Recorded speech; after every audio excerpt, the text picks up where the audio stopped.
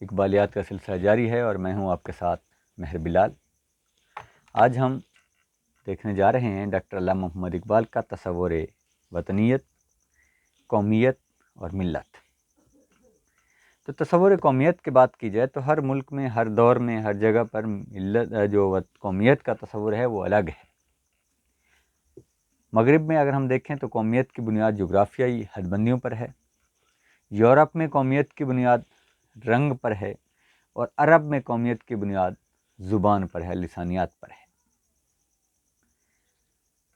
اگر ہم وطنیت کی بات کریں تو اس کے حوالے سے دو نقطے ہیں۔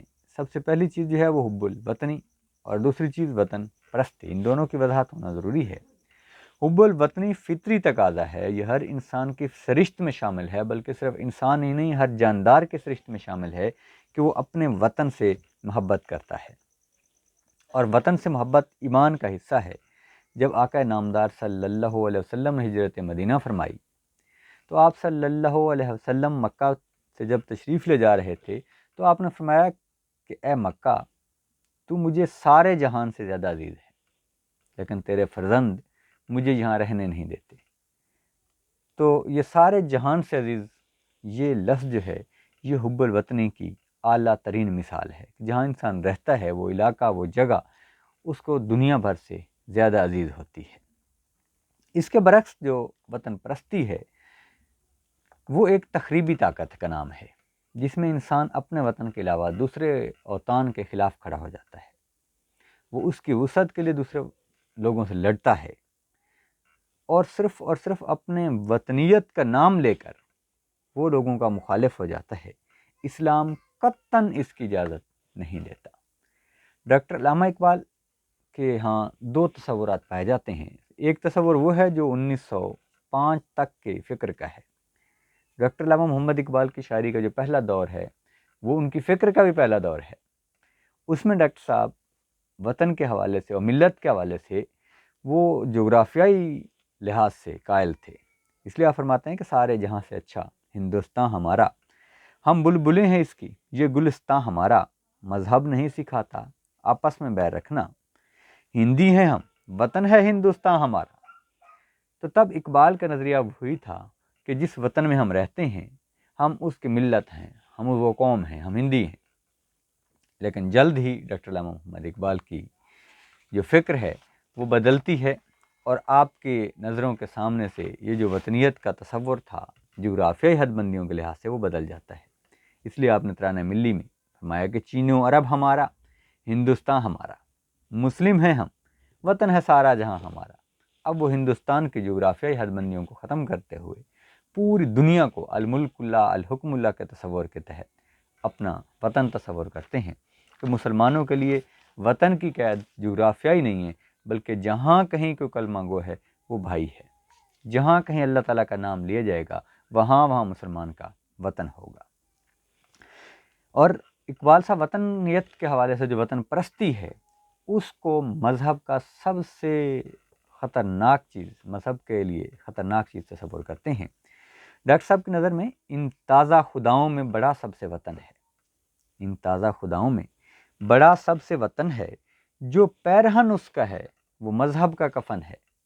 جو کوئی وطن پرستی میں پڑا ہے وہ مذہب کا سب سے بڑا مخالف ہے، اور اسی بات کے اوپر ہم دیکھتے ہیں کہ پاکستان، افغانستان، ایران اور دوسرے جو اسلامی ممالک ہیں وہ آپس میں نبرد آزما ہیں، آپس میں لڑ رہے ہیں، صرف اور صرف اس بنیاد پر کہ ان کی قومیت کی بنیاد جو ہے وہ وطن کے اوپر رکھ دی گئی ہے۔ ہم افغانی ہیں، ہم پاکستانی ہیں، ہم ایرانی ہیں، ہم بنگالی ہیں، یہ کہہ کر ہم ایک دوسرے کو کاٹ رہے ہیں، ایک دوسرے کے ساتھ لڑ رہے ہیں۔ تو علامہ محمد اقبال ملت کے تصور میں وحدانیت کو اور اتحاد کو سب سے بنیادی چیز تصور کرتے ہیں۔ اس لیے آپ فرماتے ہیں کہ ایک ہوں مسلم حرم کی پاسبانی کے لیے، ایک ہوں مسلم حرم کی پاسبانی کے لیے، نیل کے ساحل سے لے کر تا بخاک کے کاشغر، کہ پوری دنیا میں جہاں کہیں بھی مسلمان ہوں گے وہ سارے کے سارے اتحاد میں ایک لڑی میں پروئے ہوں گے۔ المسلم و اخو المسلم، مسلمان کا بھائی ہے۔ یہ تصور ہے اقبال کا کہ جہاں کہیں بھی مسلمان ہیں وہ ایک ہے۔ اس لیے آپ فرماتے ہیں کہ بتانے رنگ و خوں کو توڑ کر ملت میں گم ہو جا، بتانے رنگ و خوں کو توڑ کر ملت میں گم ہو جا، نہ ترانی رہے باقی نہ ایرانی نہ افغانی، ایرانی، افغانی، ترانی، یہ تصورات ختم کر کے ملت کا تصور جو ہے اس کو واضح کیا جائے، اس کو اجاگر کیا جائے۔ اور پھر ملت کے لیے مرکز کا ہونا ضروری ہے۔ کوئی بھی قوم تب تک ایک ملت نہیں بن سکتی جب تک وہ کسی ایک مرکز کے گرد جمع نہ ہو جائیں۔ اقبال فرماتے ہیں قوموں کے لیے موت ہے مرکز سے جدائی، قوموں کے لیے موت ہے مرکز سے جدائی، وہ صاحب مرکز تو خود ہی کیا ہے خدائی، کہ صاحب مرکز ہونا چاہیے، پھر اس کی خودی جو ہے وہ کائنات کی سب سے بڑی طاقت بن جاتی ہے۔ اور پھر دیکھیں ڈاکٹر علامہ محمد اقبال کی اسی فکر کے بدلے میں عبد المجید دریابادی صاحب نے انہیں امام العصر کا لقب دیا۔ اور پھر اس کے بعد دیکھیں ڈاکٹر صاحب جو امامت کا تصور دیتے ہیں اس کے لیے کچھ صفات کا ہونا بھی ضروری تصور کرتے ہیں۔ اقبال کے ہاں کیا ہے کہ صداقت، عدالت، شجاعت، دلیری، یہ تمام صفات ہونی چاہیے کسی بھی قوم کو ایک بڑی قوم بننے کے لیے۔ جو قوم یہ چاہتی ہے کہ وہ دنیا کی رہنمائی کرے اس کے لیے لازم ہے کہ وہ ان تمام عناصر کا خیال رکھے۔ سبق پھر پڑھ صداقت کا، عدالت کا، شجاعت کا، لیا جائے گا تو جسے کام دنیا کی امامت کا، کہ دنیا کی امامت کے لیے لازم ہے کہ جوہر پیدا ہونے چاہیے، صداقت کا، عدالت کا، شجاعت کا۔ اگر یہ صفات ہوں گی تو تب ہم یہ کہہ سکتے ہیں کہ ہم دنیا میں رہبری کے قابل ہیں۔ اقبال ایک عالمگیر سوچ کے حامل تھے، اور آپ فرماتے ہیں کہ میں پہلے وطن کی بنیاد پر انسانوں کے اتحاد کا قائل تھا، لیکن اب میں اسلام کے ازلی، ابدی، روحانی پیغام کو انسانی اتحاد کی آخری منزل سمجھتا ہوں۔ یہ اقبال کے الفاظ ہیں۔ اور جو اہل یورپ نے وطنیت اور قومیت کے ذریعے اسلام اور مسلمانوں کو پارا پارا کیا، اس بات پر ڈاکٹر صاحب کا دل بہت کڑتا ہے، اور آپ نے بارہا اس کا اظہار فرمایا۔ فرماتے ہیں کہ حکمت مغرب سے ملت کی یہ کیفیت ہوئی، حکمت مغرب سے ملت کی یہ کیفیت ہوئی جس طرح سونے کو ٹکڑے ٹکڑے کر دیتا ہے گھاس۔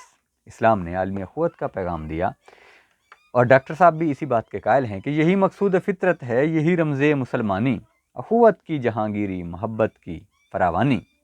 اور پھر اقبال ملت کے تصور میں جو مغرب کا تصور ہے اس کو رد کرتے ہوئے اس مسلمانوں کے لیے وہ تصور ملت دیتے ہیں جو خاص ہے رسول عربی صلی اللہ علیہ وسلم کے ساتھ۔ جو تصور ملت آپ صلی اللہ علیہ وسلم نے دیا وہ کائنات کا سب سے بہترین تصور ہے۔ اس لیے آپ فرماتے ہیں کہ اپنی ملت پر قیاس اقوام مغرب سے نہ کر، اپنی ملت پر قیاس اقوام مغرب سے نہ کر، خاص ہے ترکیب میں قوم رسول ہاشمی۔ ان کی جمعیت کا ہے رنگ و نسب پر انحصار، ان کی جمعیت کا ہے رنگ و نسب پر انحصار، قوت مذہب سے مستحکم ہے جمعیت تیری، کہ تیری جمعیت جو ہے وہ مذہب کے ساتھ ہے، جب مذہب نہیں تو پھر کچھ بھی نہیں۔ اور پھر حسین احمد مدنی جو سربراہ علماء دیوبند کے، انہوں نے ایک مرتبہ ممبر پر بیٹھ کر یہ اعلان کیا کہ قومیں جو ہیں وہ وطن سے بنتی ہیں۔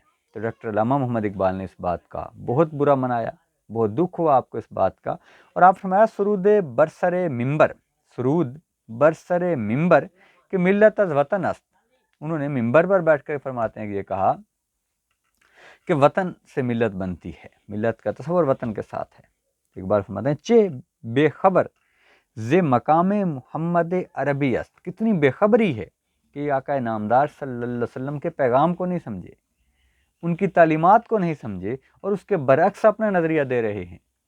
تو اسلام کے اندر جو ملت کا تصور ہے وہ صرف اور صرف مذہب کی بنیاد پر ہے۔